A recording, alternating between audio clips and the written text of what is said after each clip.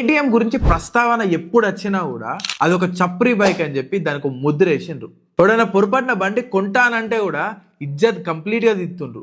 అరే కేటీఎం అంటేనే sexy looks, ఖతర్నాక్ డిజైన్, ఎక్సలెంట్ పర్ఫార్మెన్స్. ఆ బండి కొనాలంటే మనం కమ్సే కమ్ 1.5 నుంచి 2 లక్షలు అయితే చేతిలో పట్టుకోవాలి. అట్లాంటి బండిని పట్టుకొని చప్రీ అని చెప్పి ముద్రేసిరేందని చెప్పి కొద్దిగా అంత ఇంటర్నెట్ లో రివ్యూస్, రీసెర్చ్ అయితే చేసిన. ఇక ఈ రీసెర్చ్ లో నాకు ఒక ఇంట్రెస్టింగ్ స్టోరీ అయితే బయటపడ్డది. మనము రోడ్ల మీద పోతా ఉంటే చిన్న చిన్న పోరగాళ్ళు ఈ కేటీఎం బైక్స్ పట్టుకొని ఇష్టం ఉన్నట్టు ర్యాష్ డ్రైవింగ్ చేసుకుంటా స్టంట్లు చేస్తారు. ఇక ఇట్లాంటి సీన్లు రోడ్ల మీద చూస్తే పెద్ద మనుషుల కంటే ఎక్కువ మనకే కోపం వస్తుంది. ఈ పొరాలు చేసే న్యూసెన్స్ వల్ల కేటీఎం పైన మార్కెట్ లా చప్రీ అని చెప్పి ఒపీనియన్ అయితే క్రియేట్ అయింది. దీనివల్ల దోస్తానాలు ఎవ్వడ బండి కొంటా అన్నా కూడా చిల్లర బండి అద్దురా, మంచి క్లాస్ ఉండే బండి కొనుక్కో అని చెప్పి సజెస్ట్ చేసే స్టేజ్ వచ్చింది.